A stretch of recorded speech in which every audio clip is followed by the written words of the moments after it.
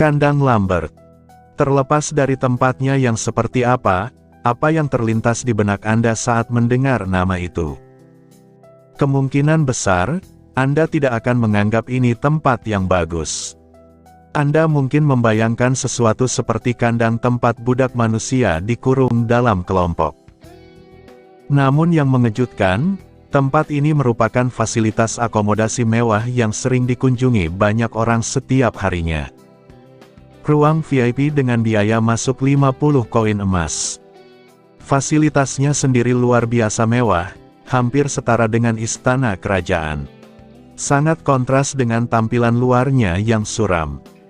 Anda secara kasar dapat mengukur pelanggan utama tempat ini berdasarkan suasananya. Tentu saja orang datang ke sini bukan hanya untuk liburan santai. Melihat keluar jendela, Qian melihat berbagai individu, termasuk preman yang berkeliaran di jalanan beberapa waktu lalu dan bahkan beberapa orang kaya yang berpakaian bagus, secara bertahap berkumpul di sini. Namun, mereka tidak memasuki pintu masuk dan sepertinya menuju ke tempat lain. Dengan itu, Qian menoleh dan langsung keluar ruangan. Berderak.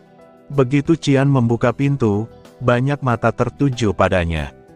Karpet merah mewah menghiasi koridor, dengan total 6 kamar, 3 di setiap sisinya. Kecuali kamarnya, 3 lainnya mempunyai penjaga yang ditempatkan, semuanya menatapnya dengan curiga. Dari pakaian dan sikap mereka, sepertinya mereka bukan anggota gedung ini. Mereka mungkin adalah pengawal yang dibawa oleh pemilik setiap kamar. Qian tidak memedulikan mereka dan berjalan menyusuri koridor. Dengan cepat, aroma parfum dan kosmetik yang familiar menyambutnya saat ia menuruni tangga. Aromanya kuat, hampir menyengat. Bagi Qian, itu cukup familiar, bau yang tercium dari tubuh banyak bangsawan yang telah ia bunuh di kehidupannya yang lalu. Tersesat dalam aromanya, Qian mendapati dirinya berada di lantai pertama tanpa menyadarinya. Ada total 5 lantai, struktur piramida yang ruangannya melebar saat Anda turun. Ini berarti lantai pertama tempat Qian berdiri adalah area terluas, tapi tidak sepenuhnya demikian. Di bawah lantai kayu koridor lantai pertama terdapat ruang bawah tanah yang sangat besar, diperkirakan berukuran lebih dari 2 kali lipat. Pertama, Qian menuju lobi dekat pintu masuk. Di sebelah lobi ada ruang tempat Anda bisa makan dan minum, mirip dengan penginapan biasa. Padahal saat pertama kali Qian masuk ada beberapa orang, kini terlihat sepi, seperti toko yang tutup. Satu-satunya orang yang terlihat adalah pegawai wanita berambut coklat yang telah menolak Qian sebelumnya. "Saya Lisa, anggota staf di Lambert Cage. Apa yang bisa saya bantu?" Meskipun dia memakai topeng, senyumannya sangat menjijikkan sehingga Qian tidak bisa menahan tawa palsu. Apakah itu sikap profesional yang kuat atau keberanian? Sulit untuk membedakannya. Mengabaikannya, Qian berkata, "Saya ingin menggunakan cage." "Kandang?" katamu. Bibir Lisa bergerak sedikit. "Saya benar-benar minta maaf, tapi untuk saat ini kami hanya mengakomodasi pelanggan lama. Akan sulit bagi pelanggan baru untuk menggunakan cage." Secara internal, Qian berpikir, mereka menggunakan narkoba. Pembicaraan tentang uang, jadi mengapa mereka membatasi penggunaan cage jika mereka bersedia memberikan kamar VIP bahkan kepada anak berusia 13 tahun? Jika itu masalahnya, bukankah seharusnya kamu menolak memberikanku kamar sama sekali? Setetes keringat menetes di pipi Lisa. "Itu karena akomodasi kita dan penggunaan cage terpisah, apa yang bisa kulakukan? Saya hanya mengikuti perintah dari atas." Apakah dia mengira Qian datang ke sini tanpa informasi sebelumnya?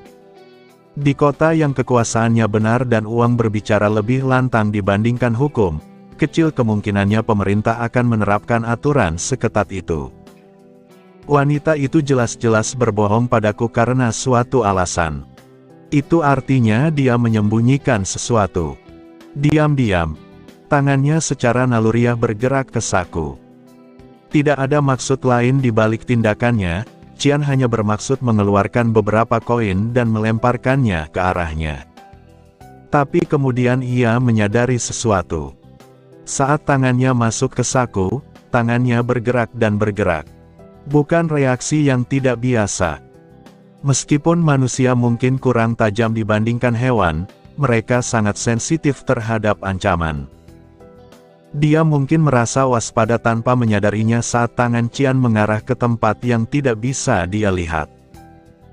Namun, itu bukan hanya kejutan awal, itu adalah gerakan selanjutnya, seolah-olah sedang mempersiapkan sesuatu.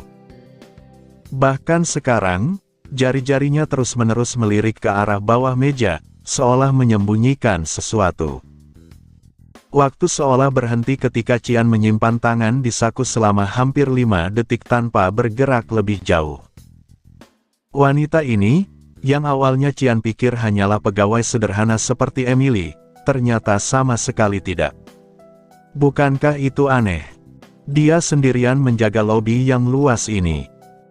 Biasanya, harus ada banyak penjaga yang ditempatkan di sekitar, terutama di kota seperti ini, di mana masalah bisa terjadi kapan saja. Namun, selain dia dan Qian, tidak ada tanda-tanda adanya penjaga atau tindakan pengamanan lainnya. Mungkin ada 2 alasan untuk hal ini. Entah ada masalah di tempat lain yang membuat semua penjaga menjauh, atau mereka menganggapnya cukup tanpa memerlukan keamanan tambahan. Satu-satunya cara untuk mengetahuinya adalah dengan menyelidiki lebih lanjut. Dengan cepat. Meskipun awalnya Qian tidak merencanakannya, diam-diam ia menggenggam sarung kaeram yang tersimpan di saku jasnya. Itu bukan sekedar pemahaman sederhana. Dengan memegang pedang, Qian membiarkan aura yang menyertainya menyebar tanpa terkendali. Lisa pasti merasakan auranya karena kali ini pupil matanya terlihat membesar. Sekitar 10 detik berlalu. Saat tangan Qian hendak keluar dari saku mantelnya. Dentang. Dentang keras terdengar, menyerang gendang telinganya. Lisa, dengan ekspresi terkejut, sedang memegang belati di tangannya. Berbeda dengan dia, Qian tidak membawa apapun di tangannya. Bukan karena Qian keluar dengan tangan kosong. Ia juga tidak menggambar kaeram. Apa yang Qian ambil dari saku adalah 1 koin emas yang bersinar. Tidak seperti sikapnya yang tenang, Lisa tidak bisa menutup mulutnya karena kebingungan, terlihat seperti sedang ketahuan. Jatuh. Koin yang Qian lempar memantul dari belatinya, berputar di atas meja seperti gasing. Setelah beberapa saat, benda itu berhenti berputar, dan dia tertawa tak percaya. Apa yang kamu lakukan? Saya hanya mencoba mengeluarkan sejumlah uang. Itu tidak bohong. Seperti yang Qian katakan tadi, ia memang berniat mengambil uang dari awal. Lisa segera menyarungkan belatinya dan melambaikan tangannya. Tolong jangan salah paham. Ini hanya pembelaan diri. Ada begitu banyak preman nakal di kota ini sehingga aku harus melindungi diriku sendiri. Qian memberinya pandangan skeptis. Tidak bisakah saya mengajukan keluhan tentang hal ini? Petugas lobi sedang mengancam tamu dengan pisau sekarang. Aku merasa sangat tidak nyaman, tahu. Tentu saja hal itu tidak benar-benar terjadi. Namun, Lisa sudah terlibat dalam pertimbangan serius, mencoba memperbaiki situasi dengan ekspresi cemas. Apakah ada sesuatu yang ingin kamu? Akses ke kandang. Tujuan Qian jelas.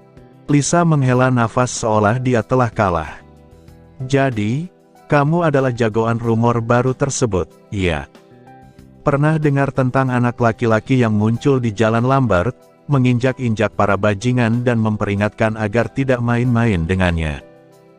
Tidak pernah terpikir kamu akan mendatangi kami.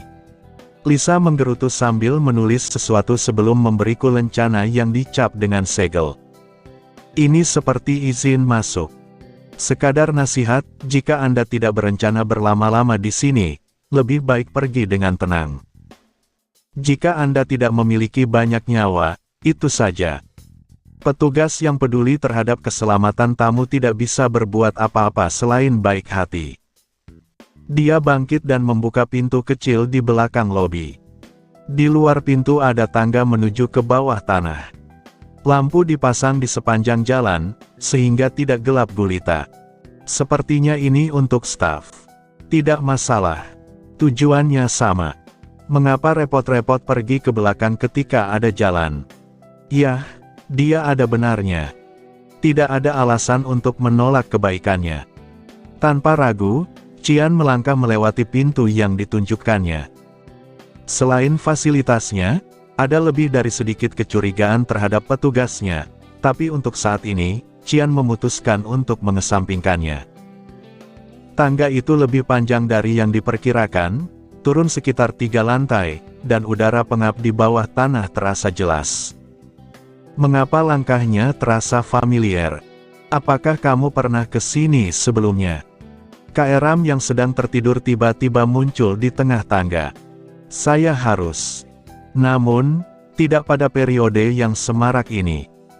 Di kehidupan masa lalunya, Qian datang ketika rumah itu hampir menjadi rumah hantu. Saat mereka turun, teriakan tidak jelas terdengar dari bawah. Setidaknya lusinan, mungkin ratusan. Mendengarkan suara itu, Qian mencapai sebuah pintu tua. Qian tidak ragu-ragu dan membukanya, melangkah keluar. Mengapa susunan pemainnya sangat aneh hari ini?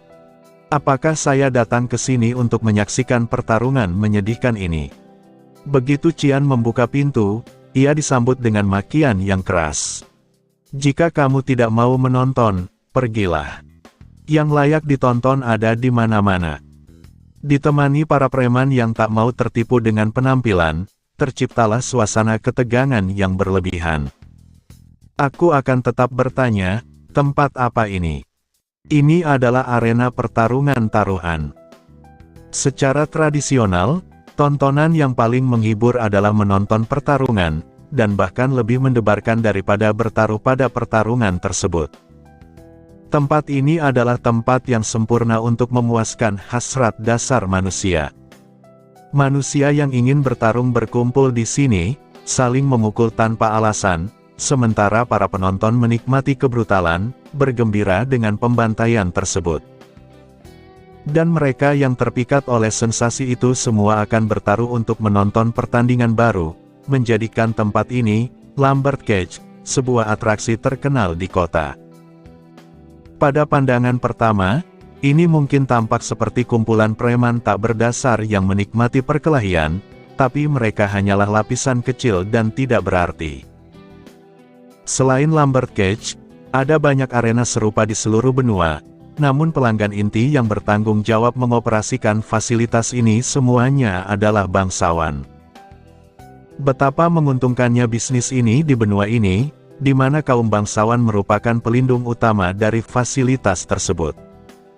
Ruang VIP yang Qian pesan sebenarnya hanyalah fasilitas tambahan untuk para bangsawan ini. Untuk saat ini, Qian langsung menuju arena taruhan di depan mata. Lambert adalah kota tanpa penguasa tetap. Kota ini lebih seperti medan perang kecil dengan banyak faksi yang berjuang untuk menguasainya. Penguasa wilayah sering berganti, menjadikan kota ini penuh gejolak. Gunther Rictus, seorang pria dengan rambut lebih merah dari darah, duduk di tangga batu sambil merokok. Gunther adalah salah satu penguasa distrik Barat Lambert dan mengelola tempat pembuangan sampah kota. Di hadapan Gunther, seorang bawahannya melaporkan kejadian baru dari distrik timur. Mereka berbicara tentang seorang anak laki-laki yang muncul di gang hiburan, menginjak-injak penjaga, dan meninggalkan peringatan. Ketika Gunther mendengar peringatan bahwa siapapun yang menyentuh anak itu akan menjadi cacat, dia tertawa terbahak-bahak, menganggapnya delusi daripada arogan. Gunther kemudian bertanya tentang reaksi masyarakat di wilayah tersebut. Bawahannya menjawab bahwa orang-orang langsung mencari anak itu dan menemukannya di Lambert Cage, memesan kamar VIP sendirian. Gunther bertanya-tanya apakah anak itu seorang bangsawan, tapi tidak ada yang bisa mengingat wajahnya, hanya ingatan samar tentang mata yang tajam dan rambut hitam. Gunther merasa tertarik dan memutuskan untuk pergi ke Lambert Cage sendiri. Dia meretakkan tulangnya dengan suara yang mengerikan dan bersiap untuk bertindak, penuh kegembiraan. Di Lambert Cage, suasana sangat tegang. Qian, protagonis kita, merasa dirinya menjadi pusat perhatian. Beberapa orang mulai berbisik dan merencanakan untuk menjebaknya. Qian, yang menyadari ini, tetap tenang. Kaeram, yang tertidur, terbangun dan bertanya apakah Qian berencana untuk membunuh semua orang di sini, mempertanyakan keputusannya untuk menampakkan wajahnya secara terbuka. Qian menenangkan Kaeram dengan mengatakan bahwa wajahnya tertutup kabut hitam tipis, menggunakan teknik penyembunyian bayangan, penyamaran, yang menyebabkan gangguan pengenalan wajah bagi siapapun yang melihatnya. Dengan teknik ini, identitasnya tetap tersembunyi meskipun dia menyebabkan kekacauan di kota. Saat Qian memasuki area taruhan, seorang petugas paruh baya menatapnya dengan mata ambigu, bertanya apakah dia ingin memasang taruhan. Qian meminta untuk menonton saja tanpa memasang taruhan, menunjukkan lencana VIP-nya. Petugas itu terkejut, tapi kemudian datang seorang pengganggu besar yang mengambil lencana itu dari petugas dan mulai merendahkan Qian. Pengganggu itu dengan kasar menaruh tangannya di bahu Qian, yang kemudian dengan tenang menjambak janggutnya dan memukulnya dengan keras, meninggalkan suara keras yang bergema di seluruh ruangan.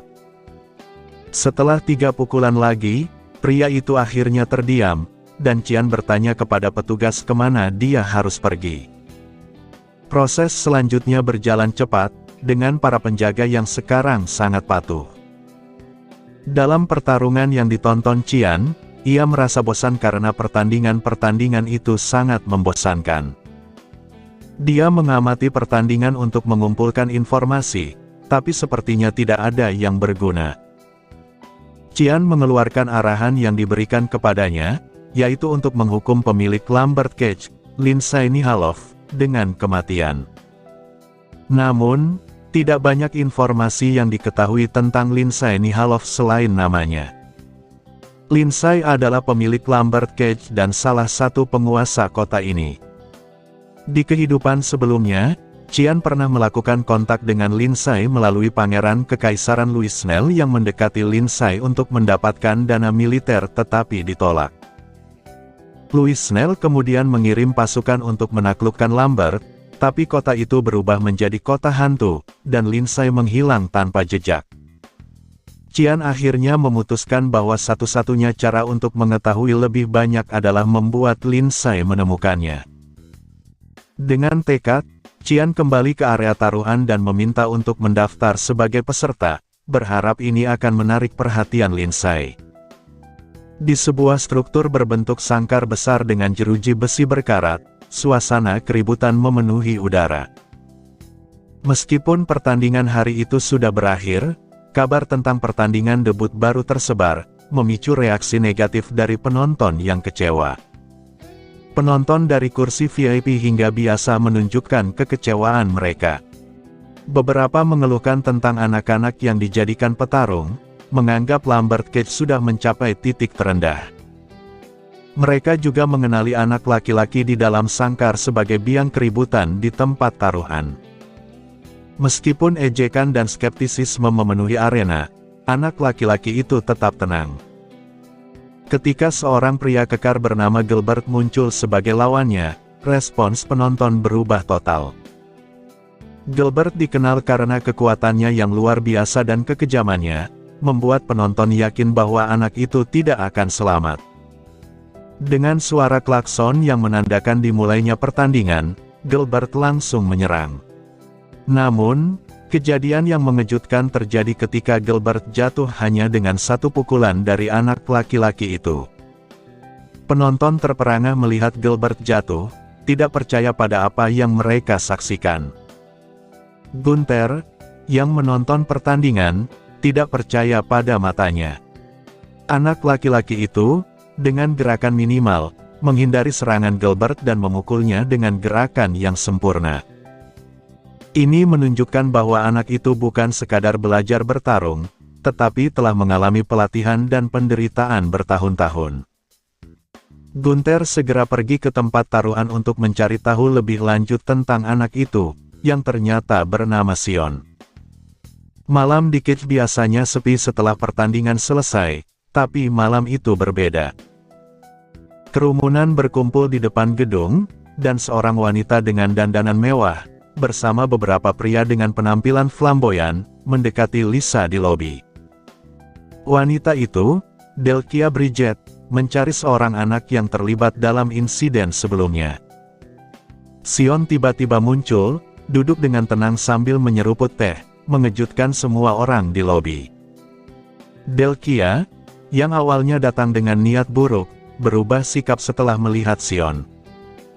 Dia bahkan memperkenalkan dirinya dan mengundang Sion untuk datang ke tempatnya, memberikan kartu nama dengan senyuman aneh. Setelah Delkia pergi, seorang karyawan memberitahu Sion untuk tidak berkeliaran di gang hiburan, menyebutkan bahwa ada sesuatu yang aneh dengan selera wanita itu.